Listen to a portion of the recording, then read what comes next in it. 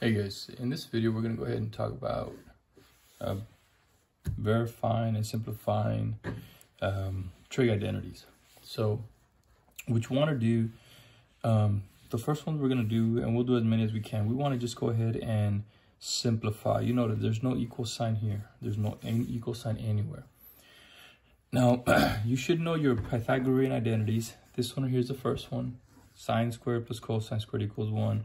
And from this one, you can manipulate it and rewrite it to get this. Okay, sine squared, if I subtract the cosine, you get 1 minus cosine squared.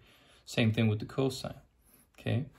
The other one you should know is this one. 1 plus cotangent squared theta is equal to cosecant squared theta. All right, same thing with the tangent. Tangent squared theta plus 1 is equal to secant squared theta. And I think you guys all know those. So let's go ahead and get into it.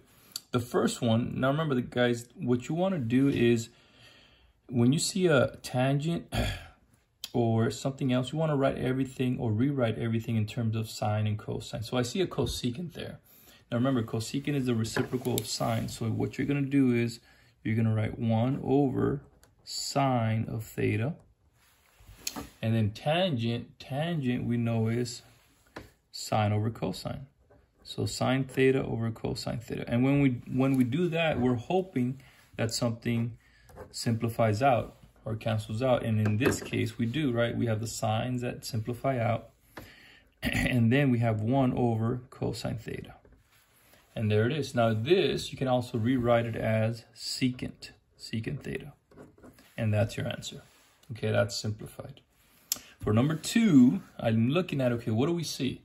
Okay, I see a sine, I see a cosecant, and I see a cosine squared. So I think what I'm going to do, I'm going to simplify this first, see what happens there. So we have sine of theta. Now what is cosecant? It's 1 over sine of theta. Okay, minus cosine squared theta. Now over here, you're going to see that they're going to simplify out. Remember, they don't cancel out, they become a 1. You have 1 minus cosine squared theta. And so now this should look familiar. Okay, this is part of our trig identities. Excuse me. And you see it's right over here. 1 minus cosine squared theta. So that's going to give us the answer of sine squared theta. And that's it. Okay, now it'll take you some time to memorize all these, but the more you work through them, the easier they become. All right, number 3, I see, let's see, I see here, I see a squared. Now initially you want to kind of simplify that by maybe breaking it apart, but if you look at it, look at what does this become? You should recognize that identity there, sine squared plus cosine squared, that is going to equal to 1. Okay, that's going to equal to 1. And then you have 1 plus tangent squared theta. And this should look familiar to you. Okay, it's right here. Same thing as tangent squared theta plus 1. And that's going to give me secant. Secant and tangent always go together. So the answer is secant squared theta. All right. Let's go ahead and do a fraction here. We have sine theta. Okay, that looks fine. And then you have cosine times tangent. So let's go ahead and rewrite that. On the top, we still have sine theta. On the bottom, we got cosine theta times the tangent becomes sine over cosine. Okay. All right. And then you can see here that this simplifies out. We're going to end up with sine of theta over sine of theta. And when you divide, you end up with a 1. Okay. All right. So those aren't too difficult, okay, once you start kind of seeing the pattern. Number 5, that one's tricky, and I had to think about this for a while. Okay, these sometimes they get kind of tricky, and part of it is using your algebra skills that you've learned. Now, cosine squared, let's see here, 1 minus sine. Well, you know what? I can't simplify that any further, but what about cosine squared? Can I rewrite that? Absolutely. Cosine squared is the same thing as 1 minus sine squared theta. Okay, so we're going to rewrite it as 1 minus sine squared of theta. And on the bottom, you have 1 minus sine theta. Now, when you look at it, you're thinking, well, there's not really much I can do anymore. One of the things that you always have at your disposal from Algebra 1 is factoring. And if you look at this very closely, this is a difference of perfect squares. So this actually becomes 1 minus sine theta times 1 plus sine theta, okay? And then on the bottom, you have 1 minus sine theta, and then all of a sudden you can see that they simplify out. And you're left with 1 plus sine theta, okay? So always try to keep in mind that you're trying to simplify, rewrite using your algebra skills, okay?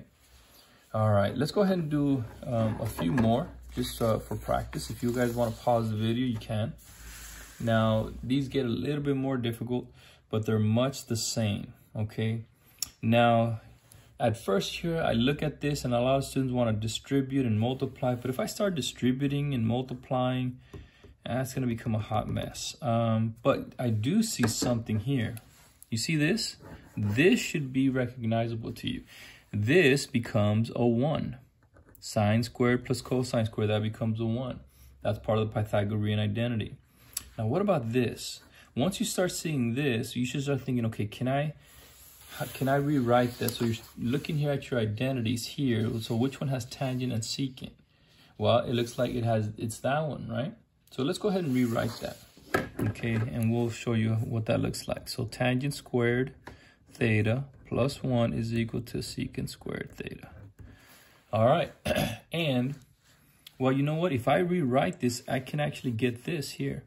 Okay, what I'm going to do is I'm going to take the secant squared to the left, and I'm going to take the plus 1 to the right. So these guys are actually going to switch positions. So we're going to have tangent squared theta minus secant squared theta is equal to -1. And so you're rewriting the whole equation here, okay? So now this is going to be substituted with a -1. So you have -1 times 1, which gives us -1. And a lot of times students will ask, well, how do you know when to do that? How do you know? Well, it's honestly, it's kind of like trial by error. The more you do it, you'll start seeing the pattern, okay? But when I see squares like this, I'm already thinking, okay, there might be, I have to use one of my Pythagorean identities to kind of simplify things out. And hopefully that's all it is, okay? All right, let's go ahead and do 2 more here. Now, for these, we're going to verify. Now, notice these guys have an equal sign right here, okay? So what we want to do is we want to make the left look like the right side. So we have to manipulate one of these, okay? So what I see right off the bat, okay, I see a fraction here, okay? And so I'm going to try to make this guy look like this guy over here on the right. And one of the things you can do when you have a fraction like this is separate the fraction. You can separate that right there, 1 over tangent, and you can separate that right with secant over tangent. So we're going to have 1 over tangent theta plus secant theta over tangent theta. All right, and that's equal to cotangent theta plus cosecant theta. And right off the bat, you notice something. Hopefully you do. Well, 1 over tangent, well, that's the same thing as cotangent. Okay. Okay, so that's helpful. Now, this part right here, I see a secant. So what I'm going to do is I'm going to change this guy into cosine. So let me go ahead, and this guy becomes cotangent theta. Okay, because that's the definition of cotangent. It's the reciprocal of tangent. And then for secant, we get 1 over cosine divided by tangent becomes sine over cosine. All right. And I want to see if I can make it look like cotangent theta plus cosecant theta. Now I'm going to go ahead and do this. I'm going to do it the long way, okay? Now remember, when you're dividing, it's the same thing as multiplying by the reciprocal of the bottom. You always want to write the top fraction first. So we're going to write 1 over cosine theta times, and then this part in the bottom, you're going to flip it, okay? It's going to become cosine theta over sine theta. And when we do that, you can see that the cosine simplify out. You're going to be left with 1 over sine theta. Okay, so and what does 1 over sine theta become? It becomes cosecant theta, okay? So we're going to have cotangent theta plus cosecant theta. And that equals the same thing on the right side. And that's what your teacher or your professor wants to see. They want to see this development right here. But what did I do? All I did is I separated the fraction right there. Okay. And it checks out. And you would get all your points for it. Now the last one, that one, it looks hard, but not really. Now, this is where you have to use your algebra skills. And what you should notice at this is multiplying, kind of like multiplying, if I would tell you what is x minus 2 times x plus 2, right? All right. These binomials, right? Binomial squares, right? This would give you x squared minus 4, right? They have x, same thing.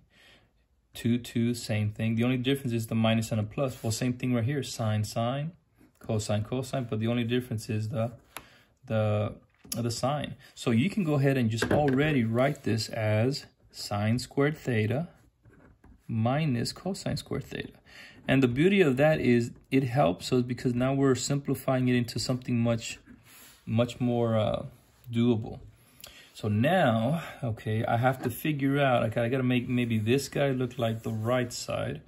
And then I'm starting to use my algebra, okay? So let's see, what can we do? Well, how about I combine like terms here? So let's go ahead and do minus sine squared, okay? Minus sine squared. And that's gonna give you sine squared theta minus 1. And over here on the left, it gives you negative cosine squared theta. Okay. Well, now I'm probably doing it the long way, but it's okay. Now, hopefully you can kind of already see that I'm trying to get to this guy. This is the Pythagorean identity. So what I can do is, all I'm going to do is I'm going to bring the negative cosine squared over here. And I'm going to take my negative 1 over to the left. So I'm going to switch spots. So the sine squared theta, the negative cosine becomes a positive cosine squared theta. And then this negative 1 goes to the left, becomes a positive 1. And does that work out? Yes, it does. Boom, that's my Pythagorean identity. So hopefully, guys, that helps you out. And you'll see that these aren't too difficult. All right, guys, we'll see you on the next one.